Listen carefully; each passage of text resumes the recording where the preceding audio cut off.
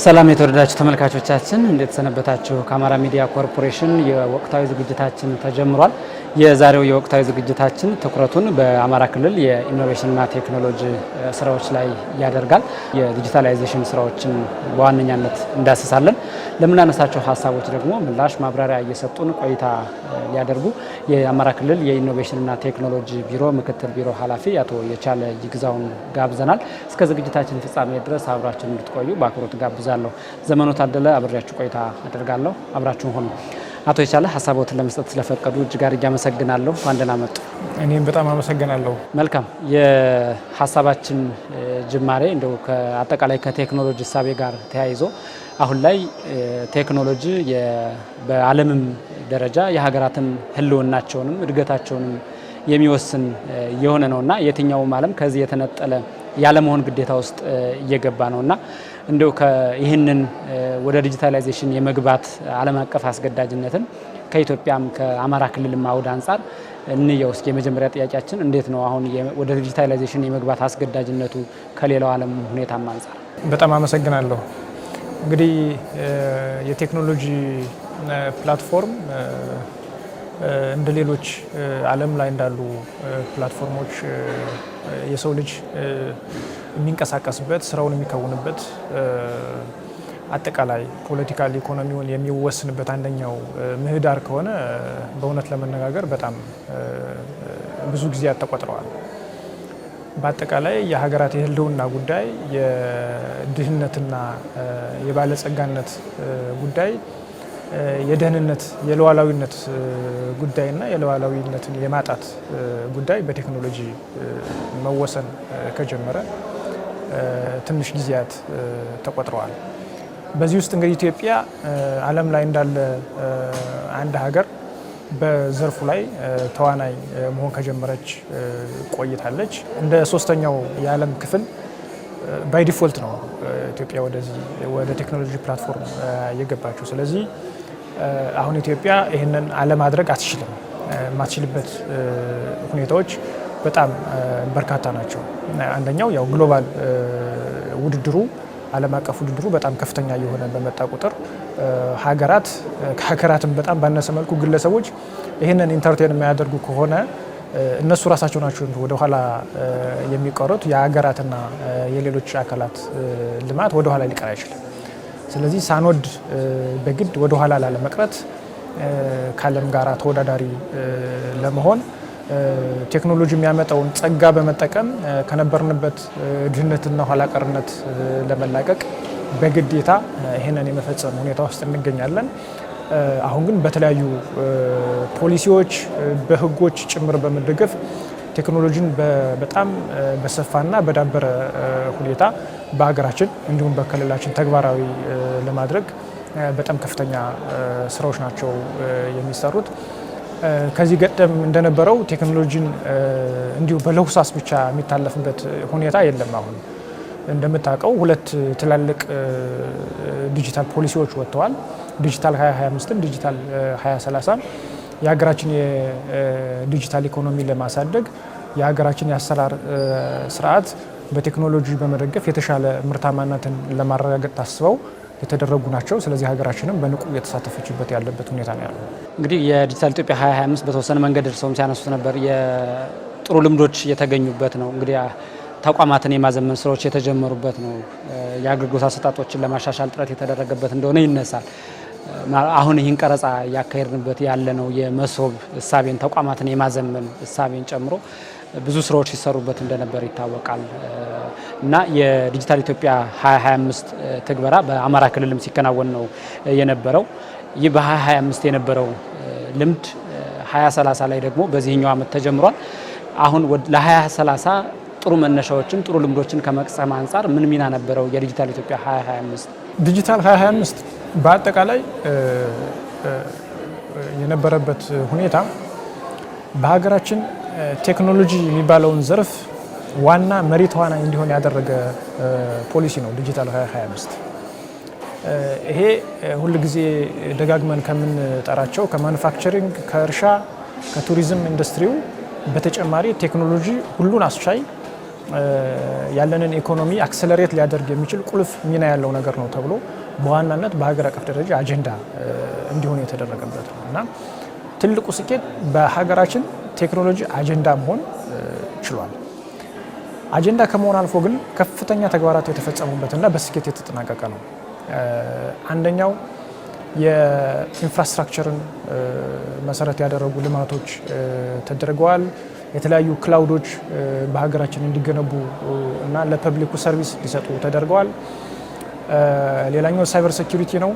ሳይበር ሴኩሪቲ አሁን ላይ እንግዲህ ሁሉም አይነት ስርዓቶች ደህንነታቸው ካልተጠበቀ ከጥቅማቸው ይልቅ ጉዳታቸውን አመዝኖ የሚመጣበት ሁኔታ ተፈጥሯል ዓለም ላይ። ለዚህ በርካታ ትሪሊየን ዶላር ነው በዓለም ላይ በጀት የሚበጀተው ለሴኩሪቲ ዘርፍ። በሀገራችንም የሳይበር ሴኩሪቲ ኢሹ ያደረገበት ጊዜ ነበረ። ከዚህ በተጨማሪ የዲጂታል ሰርቪስን በጣም በከፍተኛ ሁኔታ ተግባራዊ ያደረግንበት ጊዜ ነበር።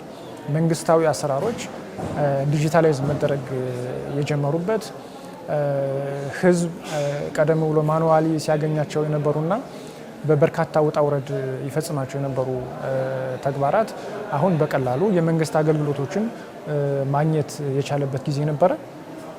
ለምሳሌ ዲጂታል ፋይናንስን ብናይ፣ ሞባይል ባንኪንግን ብናይ፣ ቴሌ ብር ብናይ በጣም ከፍተኛ ለውጥ ያመጣንበት ጊዜ ነበር ብሎ መውሰድ ይቻላል።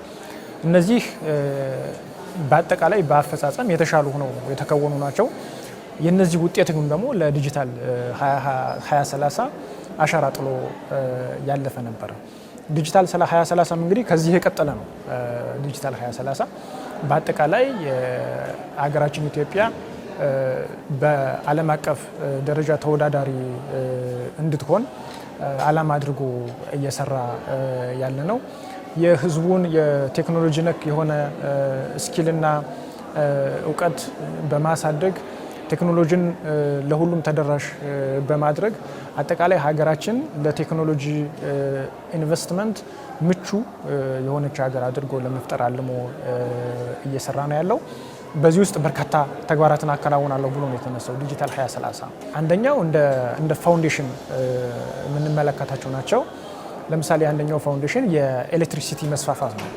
ቴክኖሎጂን እንግዲህ ኢምፕሊመንት ለማድረግ የኤሌክትሪክ ፓወር በጣም ወሳኝ ነው። በዚህ ዘርፍ እንግዲህ የህዳሴው ግድብ መጠናቀቅም በቅርቡ ያስመረቅናቸውም ከንፋስ ኃይል የምናገኛቸው የኤሌክትሪክ ፓወር እና በቀጣይ መንግስት የሚገነባቸው የኤሌክትሪክ ኃይሎች ይህንን ያሳልጣሉ ብለው እንደ ፋውንዴሽን የምናያቸው ናቸው። ሌላኛው ዲጂታል ኢንፍራስትራክቸር ነው። አንድ ሲስተም ተለምቶ ያለ መሰረተ ልማት አገልግሎት በትክክል መስጠት አይችልም። ስለዚህ ይህ እንዲሆን ደግሞ መሰረተ ልማቱ በተሻለ ዓለም አቀፍ ደረጃውን በጠበቀ ሁኔታ መገንባት ይኖርበታል። ስለዚህ እነዚህን መገንባት በዋና መነሻነት የያዘ ነው። ሌላኛው ሳይበር ሴኩሪቲ ነው። ሳይበር ሴኩሪቲ ቀደም ብዬ እንደተናገርኩት ሁሉም መሰረተ ልማቶች ደህንነታቸው የተጠበቀ መሆን አለበት። እንግዲህ የሳይበር ጥቃትን ስንመለከተው በጣም ብዙ ክስረትን የሚያመጣ ነው። ለምሳሌ የራሽያ እና የዩክሬን ጦርነትን ብንመለከት መጀመሪያ ጦርነቱ ከፍተኛ ጉዳት ያደረሰው በሳይበር ጥቃት ምክንያት የደረሰው ጉዳት ነው እና ይሄ የሀገራትን ሕልውና የሚፈታተን ጉዳይ ሆኖ መጥቷል። መረጃን በጥንቃቄ ጥበቃ ማድረግ፣ መሰረተ ልማትን በጥንቃቄ ጥበቃ ማድረግ፣ ይህንን የሚያግዙ ደግሞ ሕግና ስርዓቶችን አብሮ መያዝ ያስፈልጋል። ሌላኛው እዚህ ላይ የሚታየው ኢነብለርስ ናቸው። ኢነብለርስ ለምሳሌ ዳታ ነው አንደኛው። ዳታ በጣም ወሳኝ ነገር ነው ለአንድ ሀገር። መረጃ በጣም ቁልፍ የሚባል ነገር ነው ለውሳኔ ሰጭነት፣ አስቀድሞ የሚመጡ ችግሮችን ለመከታተልና መልስ ለመስጠት አስቀድሞ ለመከላከል በጣም ወሳኝ የሆነ ጉዳይ ነው። ፖሊሲዎችና ሬጉሌሽኖች ያስፈልጋሉ። ሁሉም መሰረተ ልማቶች እንዲጠበቁ መንግስት ይህንን በትኩረት እንዲሰራና የሚጠቀመው ህዝብም ደግሞ ይህንን በአግባቡ እንዲጠቀም የአሰራር ስርዓቶችን መዘርጋት በጣም ወሳኝ ነገር ነው። ሌላኛው ኢንቨስትመንት ነው። ቴክኖሎጂ እንግዲህ ልክ እንደሌለው ለምሳሌ ቅድም እንደጠቀስ ነው እንደ ማኑፋክቸሪንግ እንደ ግብርና አክቹዋሊ ሪተርን የለውም እና ከፍተኛ ትዕግስትን የሚጠይቅ ትዕግስትን ብቻ ሳይሆን ከፍተኛ በጀት የሚጠይቅ ጉዳይ ነው። ስለዚህ በቴክኖሎጂ ውጤት በሙከራና በትራያል ኤንድ ኤረር የሚመጣ ስለሆነ ይህንን ታግሶ ኢንቨስት የሚያደርግና ኢንዱስትሪውን በትክክል ለመረዳት እንዲያስችል የሚያደርግ ነው። የስታርታፕ ጉዳይ ሌላኛው በትኩረት የተያዘ ነው። በዲጂታል 2025 ተተግብሮም ውጤታማ የሆነ ነው። በዲጂታል 2030 እንዲሁ ከፍተኛ ትኩረት የተሰጠው ነው። ስታርታፕ የሀገር መሰረት ነው። አሁን ካለንበት አመለካከት በእርግጠኝነት ወደፊት እንራመዳለን። ስታርታፕን መርዳት ግለሰቦቹን መርዳት አይደለም። ስታርታፕን መርዳት የነገውን ትልቅ ፕራይቬት ሴክተር መገንባት ነው። እነዚህ ፕራይቬት ሴክተሮች ደግሞ የመንግስትን ዓላማ እና እቅዶች በትክክል በመገንዘብ ይህን በመፈጸም ከመንግስት ጎን የሚቆሙ ናቸው። ሌላኛው ሞኒተሪንግ ኤንድ ኢቫሉዌሽን ነው። በአብዛኛው መንግስት የቴክኖሎጂ ዘርፍ ብቻውን ይዞ ተግባራዊ ሊያደርግ አይችልም። ይሄ በየትኛውም ዓለም ተሞክሮ ውጤታማ የሆነ አይደለም። የግለሰቦች የፕራይቬት ሴክተሩ መሳተፍ በጣም ወሳኝ ነገር ነው። ስለዚህ ፕራይቬት ሴክተሩ በሰፊው እንዲሳተፍ ይደረጋል። መንግስት ደግሞ ይህንን የመቆጣጠርና የማስተዳደር ስራውን ያከናውናል። በዚህ መልኩ ፕራይቬት ሴክተሩና መንግስት በከፍተኛ ሁኔታ በተናበበ መልኩ ተግባራትን ይፈጽማሉ። የሀገራችን የዲጂታል ኢኮኖሚ እድገት እውን ያደርጋሉ በጋራ ብለን ነው እየሰራ ያለው። የአማራ ክልል የኢኖቬሽንና ቴክኖሎጂ ቢሮ እንግዲህ ይህንን የማስፈጸም ኃላፊነት የተሰጠው ተቋም ነው። ለዚህ ሚናውም ሲባል በቅርቡ በቢሮ ደረጃ እንዲቋቋምም ተደርጓል እና የ2025 ልምድ ወስዶ የ2030 ደግሞ የዲጂታል ኢትዮጵያ 2030 እንደምሰሶ አድርጎ የያዛቸውን አሁን ቀደም ሲል ሲያነሱልን የነበሩ ሀሳቦችን ይዞ ወደ ትግበራ ከመግባት አንጻር ምንድነው እያከናወነ ያለው? የአማራ ክልል መንግስት ለቴክኖሎጂ ከፍተኛ ትኩረት ሰጥቷል። አንዳንድ የሀገሪቱ ስቴት በሀገሪቱ የሚደረጉ የፖሊሲ ለውጦች፣ አዳዲስ የፖሊሲ ኢኒሼቲቮች ይህንን ክልልም የሚመለከቱ ናቸው። ስለዚህ በንቃትና በትኩረት ነው የሚከታተለው። እነዚህንም ለመተግበር በቁርጠኝነት ነው የሚንቀሳቀሰው። ቴክኖሎጂን እንዴት ነው ትኩረት እየሰጠ ያለው የሚለውን አማራ ክልል ለመመልከት የመጀመሪያው ያደረገው ክልሉ ተቋም ማቋቋም ነው። ቴክኖሎጂ በጣም ወሳኝ ነገር ነው። ለወደፊት የእድገት እጣ ፈንታዬን የሚወስን ቁልፍ ጉዳይ ነው ብሎ አምኗል የአማራ ክልል መንግስት። ማመን ብቻ አይደለም፣ ይህንን በማመን ተቋሙን ከነበረበት የኮሚሽን ደረጃ ወደ ቢሮ ደረጃ አሳድጓል። ይህን ማሳደግ ብቻ አይደለም፣ አዲስ አደረጃጀት ሰርቷል። ይህንን ሊሸከም የሚችል የክልሉን የቴክኖሎጂ ፍላጎት ሊሸከም የሚችል አዲስ አደረጃጀት አዋቅሯል። በቅርቡ ሙሉ ለሙሉ ተግባራዊ ይደረጋል። አንደኛው ይሄ ነው። ሁለተኛው ቢሮው ሲቋቋም ከነበሩት ስልጣንና ተግባራት እጅግ ባደገ ከወቅታዊ ሁኔታ ጋር የሚመጣጠን የስልጣንና ተግባራትን ለዚህ ቢሮ ሰጥቷል። በቴክኖሎጂ ዘርፍ ክልሉ በማዕከላዊነት እንዲተዳደር እዚህም እዛም የሚባክኑ ሪሶርሶችና ኃይሎች እንዳይኖሩ በማዕከልነት የኢኖቬሽንና ቴክኖሎጂ ቢሮ እንዲያስተዳድር እና እንዲመራ ኃላፊነት ሰጥቷል። ይሄ አንደኛው ነው። ሁለተኛው አማራ ክልል እንደሚታወቀው የ25 ዓመት አሻጋሪ እድገትና ዘላቂ ልማት እቅድ አቅዷል። ከነዚህ ሲያቅድ ይህንን እቅድ 5 ዋና ዋና ጉዳዮችን አካቷል። ይሄ 25 ዓመት እቅድ ከአምስቱ ዋናው ዘርፍ ቴክኖሎጂ ነው። ቴክኖሎጂ ከድህነት መውጣበት ከነበርኩበት ሁኔታ የነበርንበትን የድህነትና የኋላ ቀርነት ሁኔታ በፍጹም ያለ ቴክኖሎጂ ላልፈው አልችልም ብሎ ይህንን ጉዳይ በዋና ትኩረት ሰጥቷል። ከዚህ በተጨማሪ በጀት ነው። ቴክኖሎጂ ትልቅ በጀት የሚጠይቅ ዘርፍ ነው። ስለዚህ ይህንን አማራ ክልል ተረድቷል። በፊት ከስራ ማስኬጃ ያላለፈ በጀት የሚበጅት የነበረ ክልል ነው።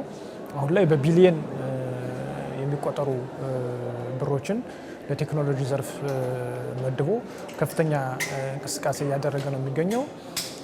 በእርግጠኝነት መናገር እንደሚቻለው ሞክረንም ውጤት እንዳመጣንባቸው ለምሳሌ ኢትዮ ኮደርስ የ5 ሚሊዮን ኢትዮ ኮደርስ ኢኒሼቲቭ በክልላችን ሙሉ በሙሉ ተፈጻሚ አድርገን ስኬታማ ውጤት ያገኘንበት ነው። ሌሎችንም ሞክረን እንዲሁ ስኬት ያመጣንባቸው ናቸው። ስለዚህ አማራ ክልል ይህንን በትክክል የሚፈጽምበት አቋም ላይ እንዳለ ለመናገር እንወዳለን። የአማራ ክልል ተቋማትን ወደ ማዘመን ስራ ከመግባት አንጻር አሁን እንዴት ነው እየተንቀሳቀሰ ያለው ቢሮ? ይህንን ተቋም እንደገና ከማደራጀት ጎን ለጎን የክልሉን የአሰራር ስራ ዲጂታላይዝ የማድረግ ስራም አብሮ እየተሰራ ነው የሚገኘው። በዚህ መሰረት በክልሉ ያሉ ስርዓቶችን አጥንተናል።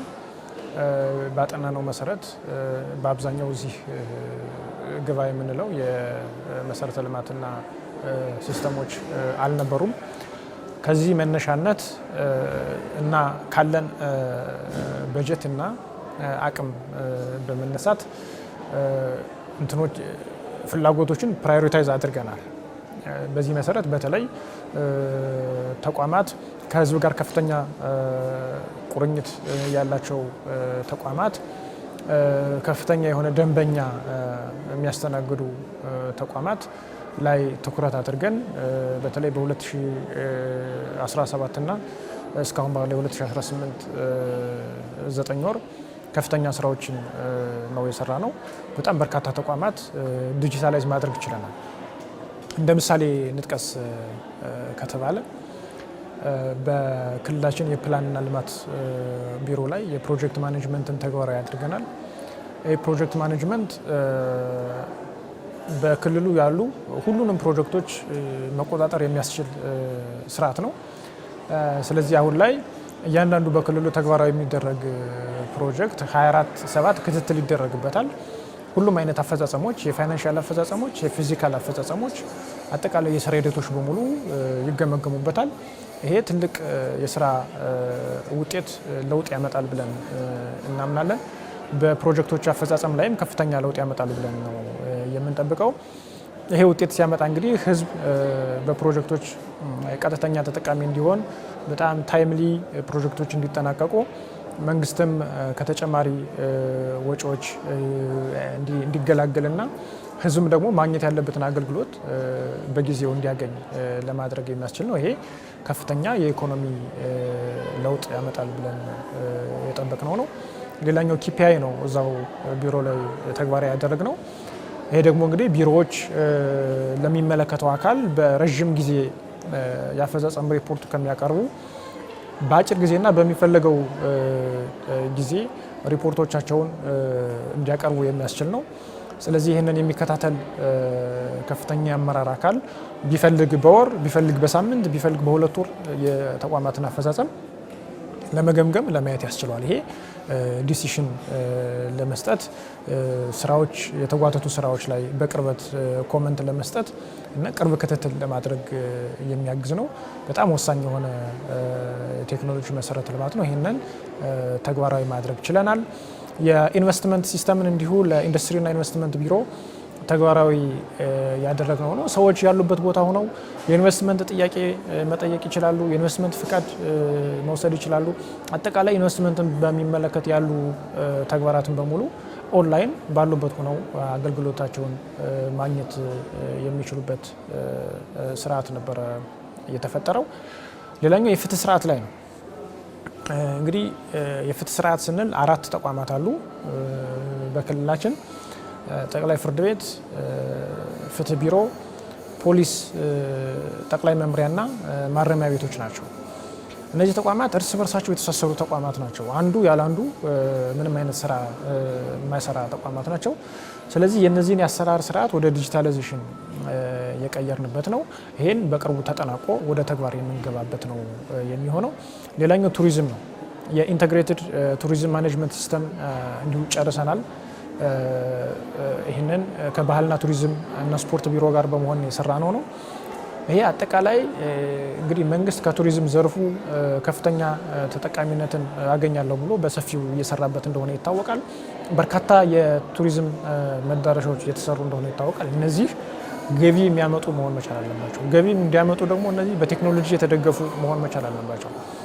ቱሪስቱ ሰርቪሶችን በቀላሉ እንዲያገኝ መደረግ መቻል አለበት። አጠቃላይ የቱሪዝም ስፖቶችን በሙሉ ደግሞ ኦንላይን መረጃዎችን በቀላሉ የሚያገኝ መሆን መቻል አለበት። ይሄ እንዲሆን የኢንተግሬትድ የቱሪዝም ማኔጅመንትን አጠናቀን ወደ ስራ ያስገባንበት ሁኔታ አለ። በጣም በርካታ ስራዎች ተግባራዊ ተደርገዋል። በዚህኛው ዓመት መጨረሻ የግብርና ዘርፉን፣ የትምህርት ዘርፉን፣ የፋይናንስ ዘርፉን እንዲሁ ተፈጻሚ እናደርጋለን። በክልላችን እንዲሁ በከፍተኛ ሁኔታ የሰራ ነው አንደኛው ፕሮጀክት ኢታስ ነው። ኢታስ በክልላችን ያለውን የግብር አሰባሰብ ሁኔታ ፋንዳሜንታሊ የሚቀይር ስርዓት ነው። ተሞክሮ ባለፈው ዓመት በጣም ከፍተኛ ለውጥ ያመጣንበት ነው። የደረጃ መርሃ ተሞክሮ ከፍተኛ ለውጥ የመጣበት ነው። ከባህር ዳር ዩኒቨርሲቲ ጋር በመተባበር ነው ይህንን የምንሰራው። ገቢዎች ቢሮ ይህንን በበላይነት ተጠቃሚ ተቋም ነው። በዚህ ዓመት ለማጠናቀቅ ይህንን በከፍተኛ ትጋት እየተሰራ ይገኛል። ይህ ሙሉ ለሙሉ ተግባራዊ ሲሆን የአማራ ክልል የግብር አሰባሰብ ስርዓት በጣም በከፍተኛ ሁኔታ ይሻሻላል። አሁን ካለን ግብር የመሰብሰብ አቅምን በከፍተኛ ሁኔታ የሚለውጠው ይሆናል ብለን እንጠብቃለን። ጥናቶችም እንደሚደረጉ ያን ጥናት መሰረት ተደርጎ በቅደም ተከተሎችን አውጥቶ እንደሚደረግ እየነገሩን ነበርና ምን አይነት ግኝቶችና ያገኛችሁ አሁን በጥናቶቻችሁ በምልከታችሁ ተቋማት ላይ? በመጀመሪያ የሚደረገው ከዚህ በፊት የሚጠቀሙት የቴክኖሎጂ ውጤት አለ የለም የሚለው ቼክ ይደረጋል። ይሄ ቴክኖሎጂ ውጤት ፕሮፐርሊ እየሰራ ነው ወይ? መስጠት ያለበትን አገልግሎት እየሰጠ ነው ወይ? ተቋማት በዛ የቴክኖሎጂ ውጤት የሚያገኙት አገልግሎት እርካታን ሰጧቸዋል ወይ የሚለውን ቼክ እናደርጋለን። በዛ ላይ ደግሞ ቴክኖሎጂው በቀላሉ እኛ ልናሻሽለው የምንችልና በመንግስት እጅ ስለመገኘቱም ቼክ እናደርጋለን። በዚህ መሰረት የክልሉ መንግስት የቴክኖሎጂ ባለቤትነትን የማረጋገጥ ዓላማ ይዞ ነው የሚሰራው። የምናለማቸው ሲስተሞች በሙሉ የክልሉ መንግስት ባለቤት ሆኖ በፈለገው ጊዜ የሚያሻሽላቸው፣ ባልፈለገ ጊዜ ደግሞ የማይጠቀማቸው መሆን መቻል አለባቸው። ይህንን እናረጋግጣለን። ተቋማት ላይ ሲስተም ሲሰራ የኛ ቢሮ ቴክኒካሊ ነው ጉዳዩን የሚይዘው። አጠቃላይ ግን የቢዝነስ ፕሮሰሱን ደግሞ ተጠቃሚ ተቋሙ ነው በትክክል የሚያውቀውና በቴክኖሎጂ በቴክኒካል ፍላጎትና በቢዝነስ ፕሮሰስ ፍላጎት መካከል ክፍተት እንዳይፈጠር ይህንን በጋራ መስራት ያስፈልጋል። ስለዚህ ኤስአርኤስ ዶክመንት ይዘጋጃል። መጀመሪያ ሲስተም ከመለማቱ በፊት ኤስአርኤስ ዶክመንት ይዘጋጃል። ይህንን ዶክመንት ከተቋማት ጋር ሆነን ነው በጋራ አጥንተን የምናጠናቀቀው። በጋራውን እናጠናቀቃለን። ለተቋማት ብሪፊንግ ይዘጋጅላቸዋል። ስለዚህ በጋራ መግባባት ላይ የተደረሰበት በጋራ ፊርማ ላይ የተረጋገጠ የጥናት ውጤት ነው ወደ ልማት የሚሄደውና በሙሉ መግባባት ነው ከተቋማት ጋር እየሰራን ያለ ነው። እውነት ለመናገር የክልላችን አመራሮችም በጣም ከፍተኛ የሆነ ፍላጎትና ቁርጠኝነት ነው ያላቸው። ሁሉም የቢሮ ኃላፊዎች ቴክኖሎጂን ለመጠቀም ያላቸው ፍላጎት ከፍተኛ ነው። ተግባራዊ ለማድረግም ያላቸው ፍላጎት በጣም ከፍተኛ ነው። በሂደታችንም ያረጋገጥ ነው ይሄ ነው። ከፍተኛ ኮሚትመንትና ፍላጎት አለ። በዚህ መንገድ ነው እየተሰራ ያለው። ተቋማትን ወደ ማዘመን ሲገባ ተቋማቱ ካሁን በፊት የኖሩበት ልምምድ አለና እንደው ወደ ቴክኖሎጂ የማዘመን እሳቤ ሲመጣ በነባር አሰራሮች የመታጠር ፍላጎቶች አሁንም ሊኖሩ ይችላሉና ከዚህ አንጻር ከአማራ ክልል ተቋማት ላይ ያለው ልምድ እንዴት ነው? እንዲህ አይነት አመለካከቶች ሙሉ በሙሉ ይጠፋሉ ማለት አይቻልም። የተሻለ ትሬኒንግ በማቅረብ አዌርነስ በመፍጠር አስተሳሰቦች ከጊዜ ወደ ጊዜ እየተሻሻሉ ይመጣሉ እንጂ ይጠፋሉ ማለት አይደለም። እኛም በሂደታችን ይሄ ያጋጥመናል። በዋናነት የሚመነጨው ቴክኖሎጂን እጅግ አወሳስፎ ከመመልከት የሚመጣ ነው። ሊሞከር የሚችል ነገር አድርጎ ካለማሰብ የሚመጣ ነው።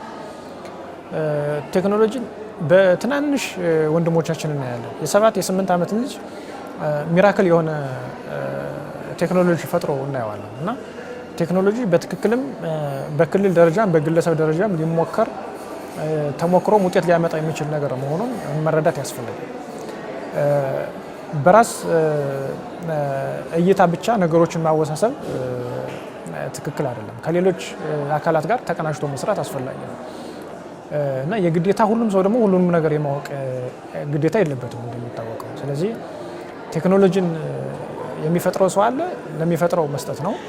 ፕሮሰስ የሚያደርገው ሰው አለ፣ ፕሮሰስ ለሚያደርገው ሰው መስጠት ነው። ውሳኔ የሚሰጥ ሰው አለ፣ ውሳኔ ለሚሰጥ አካል መስጠት ነው። ስለዚህ ይህንን በሂደት እያሻሻል ነው የመጣ ነውና አሁን ትልቅ ለውጥ ያየንበት ጊዜ ነው። የቴክኖሎጂ ኢምፕሊሜንቴሽን በአመራር ኮሚትመንት ላይ የተወሰነ ነው። አመራሩ ኮሚትድ ከሆነ ቴክኖሎጂን ተግባራዊ ማድረግ ይቻላል።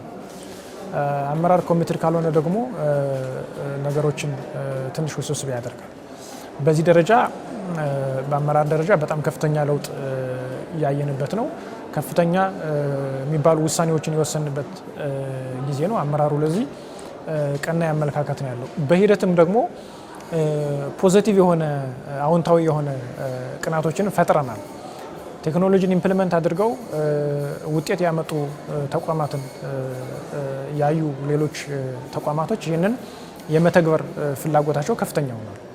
በዚህ መሰረት አሁን በክልላችን ቴክኖሎጂን ማይፈልግ ቴክኖሎጂን ኢምፕሊመንት ማድረግ የማይፈልግ ተቋም አለ ብለን አንወስድም። ሁሉም ፍላጎት አላቸው። ይህንን ፍላጎታቸውን ግን ከመንግስት ደግሞ ልማታዊ እቅድ ጋር በመነሳት ቅድሚያ የሚሰጠውን ቅድሚያ እየሰጠን በሂደት ሁሉንም ዲጂታላይዝ የማድረግ ስራ ነው የምንሰራው።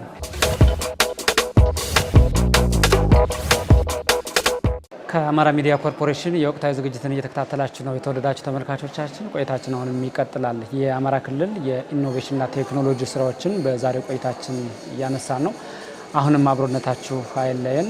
አቶ የቻለ ይግዛው የአማራ ክልል የኢኖቬሽንና ቴክኖሎጂ ቢሮ ምክትል ቢሮ ኃላፊ ለምናነሳቸው ሀሳቦች ምላሽና ማብራሪያ እየሰጡ ነው። ቆይታችን አሁንም ይቀጥላል። አቶ የቻለ እንግዲህ በአማራ ክልል ተቋማት ውስጥ አንደኛው የሚነሳውና እንደ ነባር ችግር የሚቆጠረው በየተቋማቱ ያለው የተንዛዛ የአገልግሎት አሰጣጥ ነውና ዜጎችንም ለምሬት የሚዳርግ ነው። እንደዚህ ያለው ልምምድ ከተቋማት ላይ አሁን ላይ የአማራ ክልል የኢኖቬሽንና ቴክኖሎጂ ቢሮ በየተቋማቱ እየሰራቸው ያሉ ተቋማትን የማዘመን አሰራሮችን የማሻሻል ስራዎች እንዲህ ያሉ ነባር ችግሮችን ከመቅረፍ አንጻር ምን ሚና ነው ያላቸው? እንግዲህ የቆየው የአሰራር ስርዓቶቻችን ከፍተኛ ችግር ያለበት ነው። በተለይ ቴክኖሎጂን የማይጠቀም የአሰራር ስርዓት ህዝብን ለከፍተኛ እንግልት መዳረጉ የማይቀር ነው። በመንግስት የልማት ፕሮግራም ላይ እንቅፋት መሆኑ የማይቀር ነው። በዋናነት ዜጎች የተሻለ አገልግሎት ማግኘት ባልቻሉ ቁጥር በሀገሪቱ የፖለቲካል ኢኮኖሚ ላይ ከፍተኛ ችግር እየፈጠረ ነው የሚሄደው። የዜጎችን አገልግሎት ይቀንሳል። የዜጎችን የመስራት አቅም ይቀንሳል። ዜጎች ላልተገባ ሙስናና ምዝበራ ይዳረጋሉ። ይህንን በማድረግ ደግሞ ኢኮኖሚውን ከፍተኛ ጉዳት ላይ የሚጥል ይሆናል። ሰዎች የሚሰሩበትን ጊዜ ይሻማል። እንደገና ደግሞ ለአገልግሎት የሚከፍሉት ደግሞ አላስፈላጊ ምዝበራዎች ይኖራሉ።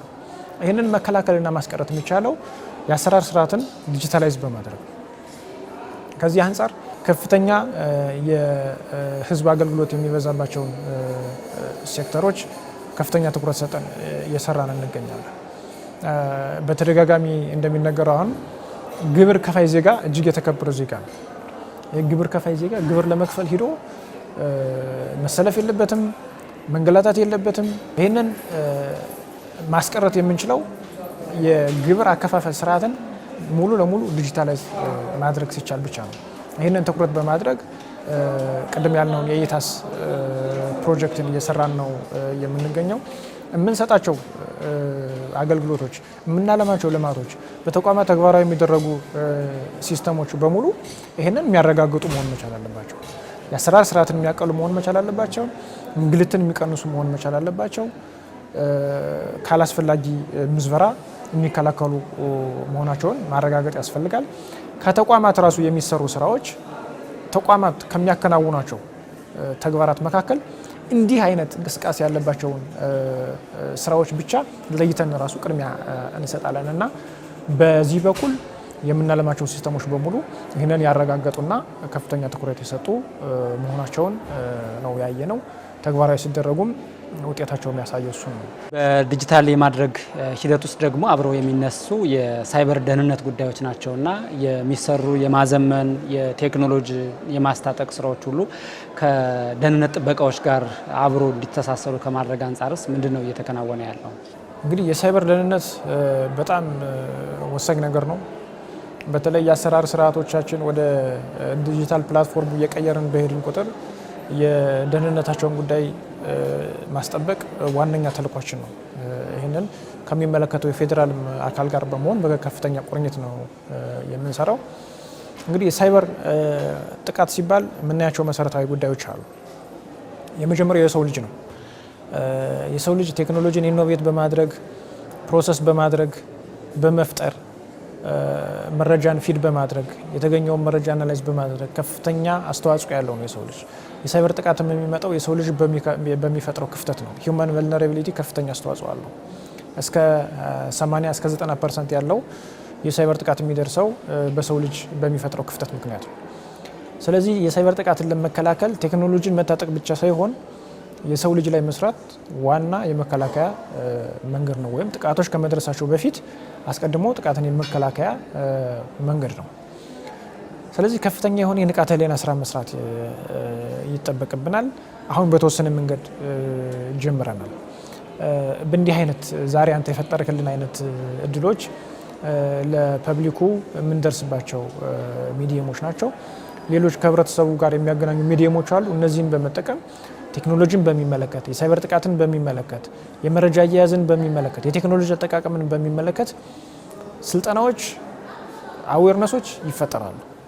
ይህንን በማድረግ በአጠቃላይ በክልላችንና በሀገራችን ያለውን የማህበረሰብ ክፍል በቴክኖሎጂ ዘርፍ ስኪልድ የሆነ አውቆ የሚጠቀም አዌርድ የሆነ ማህበረሰብ መፍጠር ያስፈልጋል። ይሄ በከፍተኛ ሁኔታ መሰራት መቻል አለበት። ሌላኛው ከቴክኖሎጂ ጋር የተያያዘ ነው። በአመዛኙ በፍላጎት ደረጃ ቴክኖሎጂን የመጠቀም ነው እንጂ ቴክኖሎጂ ይዞት የሚመጣውን ጣጣ የመገንዘብና በዛ ልክ ደግሞ ምላሽ የመስጠት ሁኔታዎች አነስ ብለው እናያቸዋለን። አሁን በሀገራችን የኢንሳ ተቋቁሟል። የኢንፎርሜሽን መረብ ደህንነት አስተዳደር በወሳኝነት የሀገራችን የሳይበር ደህንነት ለማስጠበቅ ነው የሚሰራው። ይህንን እኛም ተባብረን ከኢንሳ ጋር ከፍተኛ ስራ ነው የምንሰራው። ሲስተሞቻችን አገልግሎት ለረዥም ጊዜ እንዲሰጡ በእነሱ ምክንያት የሚመጣ ጥቃት እንዳይኖርና ይህንን አስቀድመን ለመከላከል ሁሉም የሲስተም ልማቶች በኢንሳ በኩል የሴኩሪቲ ክሊራንስ ይሰራላቸዋል። ስለዚህ ሁሉም ሲስተሞች ሰርቲፋይድ ናቸው። ሰርቲፋይድ ያልሆነ ስርዓት ወደ ተግባር አይገባም። ይህንን በአማራ ክልል ሙሉ ለሙሉ አስቀርተናል። ይህን እናደርጋለን። ሌላኛው መሰረተ ልማት ነው። እነዚህ ሲስተሞች እንግዲህ የሚቀመጡበት መሰረተ ልማት አለ። በተለይ የክላውድና የዳታ ሴንተር መሰረተ ልማቶች እነዚህ ቴክኖሎጂዎች የሚቀመጡበት ነው። ስለዚህ እነዚህ መሰረተ ልማቶች ሙሉ ለሙሉ የሴኩሪቲ ሁኔታን ያረጋገጡ መሆን መቻል አለባቸው። የሴኩሪቲ ዲቫይሶችን የተጠቀሙ የደህንነትን በማስጠበቅ ሙሉ አገልግሎት መስጠት የሚችሉ መሆናቸውን እናረጋግጣለን። ስለዚህ ሁሉም ሲስተሞች በዚህ አይነት መንገድ የሚያልፉ ስለሆነ የሳይበር ጥቃትን እስካሁን ድረስ አላጋጠመንም። ወደፊትም እንዳያጋጥመን በጣም በጠንካራ መሰረት ለማኖር እየሰራ እንገኛለን። የአሁኑ ትውልድ ብቻ ሳይሆን የቀጣዩ ትውልድ ዕጣ ፈንታ ቴክኖሎጂ ላይ እየወደቀ ያለ ነውና በዚህ ሂሳብ አሁን ላይ ማሻሻያዎችን ብቻ ሳይሆን የቀጣዩን ትውልድ ታሳቢ ያደረገ የኢኖቬሽንና ቴክኖሎጂ ስራ ከመስራት አንጻርስ ምንድነው እያከናወነ ያለ ቢሮ? ሀገር የትውልድ ቅብብሎች ነው። እኛም የተቀበልነው ሀገር ከትውልዶች የተረከብነው። እኛ ስንረከብ ሀገራችን ያለችበት ሁኔታ አለ፣ ከኛ በፊት የነበረችበት ሁኔታ አለ። ዛሬ ያለችበት የሀገራችን ሁኔታ ቴክኖሎጂን በስፋት ለመተግበር እንቅስቃሴ ውስጥ ያለች፣ አርቲፊሻል ኢንተለጀንስን በዓለም ላይ ያለ ኢመርጂንግ ቴክኖሎጂ ኤክሰርሳይዝ የምታደርግ፣ ቴክኖሎጂን የማትፈራ፣ ለቴክኖሎጂ ቀና አመለካከት ያላት፣ በፖሊሲና በደንቦች በተደጋጋሚ ለመደገፍና ፖሊሲዎችን በተደጋጋሚ ለማሻሻል ጥረት የምታደርግ ሀገር ላይ ነው ያለነው። ይሄኛ ያለንበት ነው።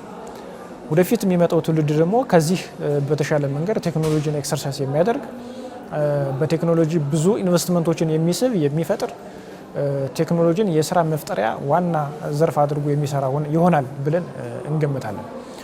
ነገር ግን አሁን ባለውና ወደፊት በሚመጣው ትውልድ መካከል ያለውን የቴክኖሎጂ ልማት የሚያገናኙ ተቋማት ናቸው።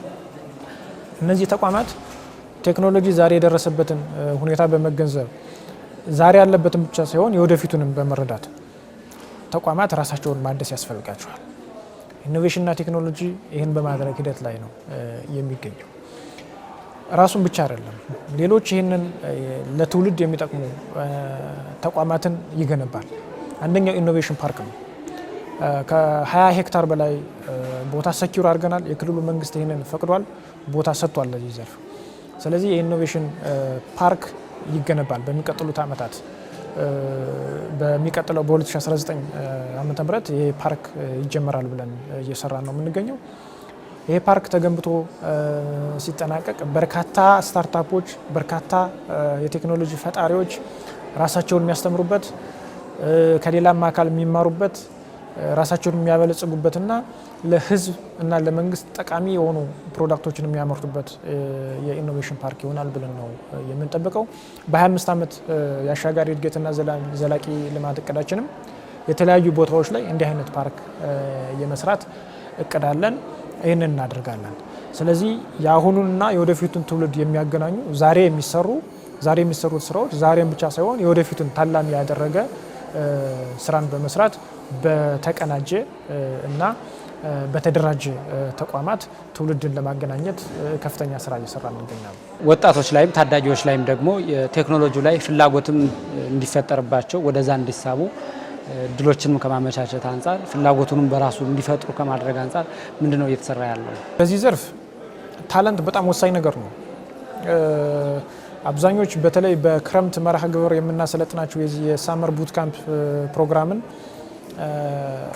ወደፊት እናስጎበኛችኋለን። በሚቀጥለው ፕሮግራማችን ላይ ብትመለከቷቸው ትምህርታቸውን ያልጨረሱ በእድሜ ገና ለጋ የሆኑ ከ10 ዓመት በታች የሆኑ ህፃናትን እናገኛለን። እነዚህ ቴክኖሎጂን እንዲለማመዱ እድል ያገኙ ናቸው። ያላቸውን ደግሞ ተሰጥኦ በመጠቀም አዳዲስ የሆኑና ለአሁንም ለወደፊትም የሚጠቅሙ ትልልቅ ፕሮዳክቶችን ያወጡ ናቸው። እነዚህን መንከባከብ ያስፈልጋል። አንደኛው የምንንከባከበው ምንድነው? ለነዚህ የሚሆን ኢንቫይሮንመንት በማመቻቸት ነው። አይቲ ፓርክ ቅድም ጠቅሼልሃል። የትሬኒንግ ሴንተሮችን እናመቻቻለን። አሁንም የኢኖቬሽንና ቴክኖሎጂ ቢሮ ይህንን አመቻችቷል። የትሬኒንግ ሴንተሮች አሉት። በሚቀጥሉት ጊዜያት የኢኖቬሽን ፓርኮችን ይገነባል። እነዚህ ኤክሰርሳይዝ እንዲያደርጉ ከፍተኛ እድል የሚፈጥርላቸው ናቸው። በየትምህርት ቤቶቹ የምናደርገው ውድድር አለ። እነዚህን ውድድሮች ለሚያሸንፉ ሽልማት እንሰጣለን። በዚህ ሽልማት ዋናው ዓላማችን ምንድነው? ሰዎች የሰሩት ፈጠራ ለውጥ ሊያመጣ የሚችል እንዲሆኑ እንዲያውቁ፣ እንዲሁም የሚቀር እንደሆነ እንዳይሰማቸው፣ ለውጥ የሚያመጣ በሀገሪቱ ኢኮኖሚ አስተዋጽኦ ሊያበረክት የሚችል ነገር እንደሆነ እንዲረዱ ለማድረግ ነው። ስታርታፖችን በየጊዜው እናበረታታለን። የስታርታፕ ውድድር በአማራ ክልል ባለፈው ዓመት ለመጀመሪያ ጊዜ ተካሂዷል። በሚቀጥለው ዓመትም በዚህ ዓመትም ይደረጋል፣ ወደፊትም ይቀጥላል። ይሄ ስታርታፖችን ማነቃቃት ነው። ሽልማቱ ብቻ አይደለም። በውድድሩ ውስጥ በርካታ ሂደቶች ነው እንዲያልፉ የምናደርገው። የስልጠና ሂደቶችን ያልፋሉ። ትላልቅ የስልጠና ሂደቶችን ያልፋሉ። ከስኬታማ ሰዎች ልምድ እንዲወስዱ ይደረጋል። ይሄ በጣም ጠቃሚ ነው። ረዥም ጉዞ ስለሆነ ውጣ ውረድ ያለበት ስለሆነ በአጭሩ ተስፋ መቁረጥ እንዳይኖር ስታርታፖች ከከፍተኛ ተቋማት ከፍተኛ ልምድ ካላቸው ግለሰቦች ልምድ እንዲወስዱ ይደረጋል። በመጨረሻ አሸናፊ የሚሆኑ ስታርታፖች ሽልማት እንዲያገኙ ይደረጋል። የሽልማቱ ዋና ዓላማ ጊዜያዊ ሴሌብሬሽን አይደለም። እሱን በመጠቀም በፕሮፖዛል የተደገፈ ስራውን መሰረት ያደረገ እድገት እንዲኖር ለማድረግ ነው። በዚህ መሰረት አማራ ክልል ይህንን አጠናክሮ የሚቀጥል ይሆናል። ለስታርታፕ ኢኮሲስተሙ በጣም ሰፊ ምህዳር ነው እየፈጠረ ያለው። በአደረጃጀትም ይሄ የተሻለ ሆኖ እንዲወጣ ተደርጓል። በተግባርም ወደፊት በደንብ የምንሰራበትና የሚናቅ ሳይሆን በከፍተኛ ትኩረት የሚሰራበት ዘርፍ መሆኑን ነው መግለጽ የምወደው። የአማራ ክልል ለዲጂታል ኢኮኖሚ ግንባታ ምን ጸጋ አለው? ከሰው ኃይልም አንጻር፣ ከመሰረተ ልማት ግንባታም አንጻር፣ ከትውልዱም ራሱ አንጻር፣ ትኩረት ከማግኘትም አንጻር ምን ጸጋ አለው? አማራ ክልል እንግዲህ በዚህ ዘርፍ በጣም በርካታ ጸጋዎች ያሉት ክልል ነው። የመጀመሪያው በጣም በርካታ ወጣቶች ያሉበት ክልል ነው። በስታርታፕ ደረጃ በጣም በርካታ ስታርታፖች ያሉበት ክልል ነው። ከ10 የበለጡ ዩኒቨርሲቲዎች ያሉበት ነው። 10 የመንግስት ዩኒቨርሲቲዎች አሉ። ከዚህ በላይ ሌላ ከፍተኛ ትምህርት ተቋማት ያሉበት ነው። እነዚህ በጣም በርካታ የሰው ኃይልን በማመንጨት በማስተማር በማብቃት ከፍተኛ አስተዋጽኦ የሚያበረክቱ ናቸው። ስለዚህ በርካታ የሆነ የተማረ በወደፊቱ የክልሉ ኢኮኖሚ ላይ ከፍተኛ ተጽዕኖ ሊያሳድር የሚችል የሰው ኃይል አለው።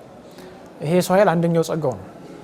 ሁለተኛው የቴክኖሎጂ ዘርፍ ገና ያልተነካ በመሆኑ ይህንን ዘርፍ ቢጠቀም ከፍተኛ የሆነ የሰው ኃይል የስራ እድል የሚያገኝበት ይሆናል። ይሄም አንዱ ጸጋ ነው። እስካሁን ድረስ አለመስራታችን የማይበረታታ ቢሆንም ነገር ግን ገና ያልተነካ መሆኑ ደግሞ ወደፊት ብዙ ቁጥር ያላቸው ዜጎች እዚህ ላይ ቢሳተፉ የተሻለ ውጤት ሊያመጡ የሚችሉበት እድል አለ። ሌላኛው የኢንቨስትመንት እድል ነው።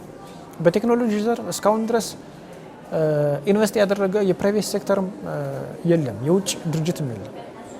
ነገር ግን እዚህ ላይ ኢንቨስት ቢያደርግ በርካታ የተማረ የሰው ኃይል ስላለ ክልሉ ለዚህ ገና ያልተነካ ቢዝነስ በመኖሩ እዚህ ላይ ኢንቨስት ቢደረግ ከፍተኛ ለውጥ ይመጣል ብለን እናስባለን። ሌላኛው አማራ ክልል ያለው ጸጋ የመንግስት እሳቤ ነው። የመንግስት እሳቤ ቴክኖሎጂን እንደ ነፃ አውጪ ነው የሚመለከተው። ቴክኖሎጂ ከቆየንበት ድህነት ከቆየንበት የአሰራር ስርዓት መንጭቆ ሊያስወጣን የሚችል ትልቅ ኃይል አድርጎ ይመለከተዋል። በዚህም ከፍተኛ የሆኑ ተራማጅ የሆኑ ውሳኔዎችን ወሰኑ። ይሄኛውም አንደኛው እድል ነው። ስለዚህ ፕራይቬት ሴክተሩ ባለሀብቱ ቴክኖሎጂ ላይ ኢንቨስት ቢያደርግ ከመንግስት ጋር ተባብሮ ቢሰራ ከፍተኛ ለውጥ ያመጣበታል ብለን እናስባለን። አማራ ክልልም በዚህ ዘርፍ ከፍተኛ ጸጋ አለው። ይህንን ጸጋ ከፕራይቬት ሴክተሩ ጋራ ከተባባሪ አካላት ጋር በትክክል መስራትና መተግበር ከተቻለ ከፍተኛ ውጤት ያመጣበታል ብለን እናስባለን። እንግዲህ የመጨረሻ ጉዳያችን አድርገን እናንሳውና ቀደም ሲል ያነሳናቸውን ጸጋዎችንም ለመጠቀም ሀገሪቱም ክልሉም የሰጡትን ትኩረት የሚመጥን ተግባራዊ ስራ ለመስራት ደግሞ የኢኖቬሽንና ቴክኖሎጂ ቢሮ ብቻውን የሚወጣው ሚና ላይሆን ይችላልና የተቋማት ቅንጅታዊ አሰራር የተናበበ መሆን ከዚህ አካባቢ ሊያስፈልግ ይችላልና ከዚህ አንጻር ከየተቋማቱ ምን ይጠበቃል የሚለውን የመጨረሻ ጉዳያችን አድርገን እናንሳው። በጣም አመሰግናለሁ።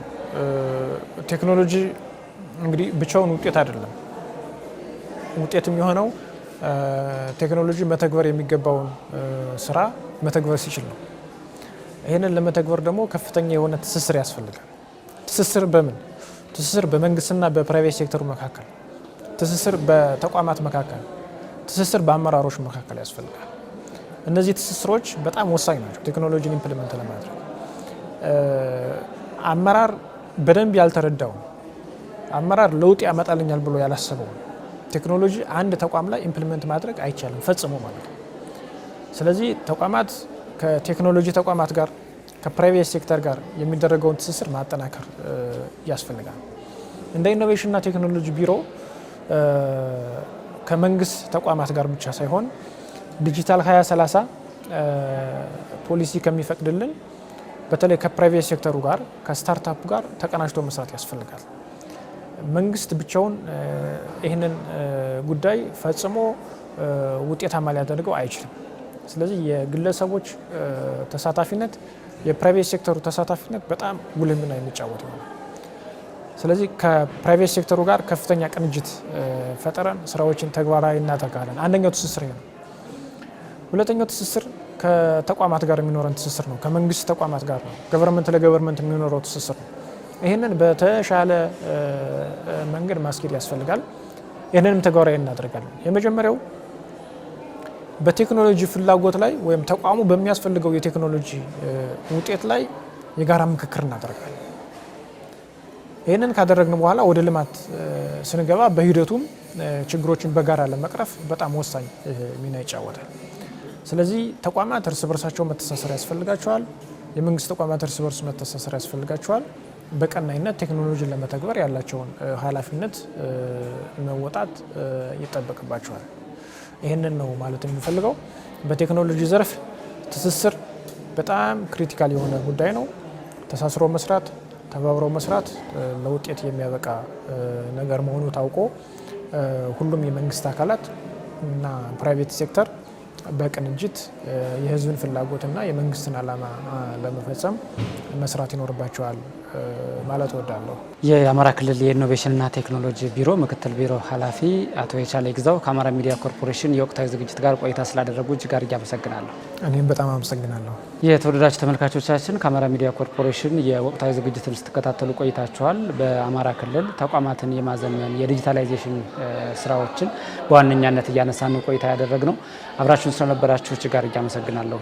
ዘመኑ ታደለ አብሬያችሁ ከእናንተ ጋር ነበሩ። ሌሎች የአማራ ሚዲያ ኮርፖሬሽን ዝግጅቶች ይቀጥላሉ። ጤና ይስጥልን።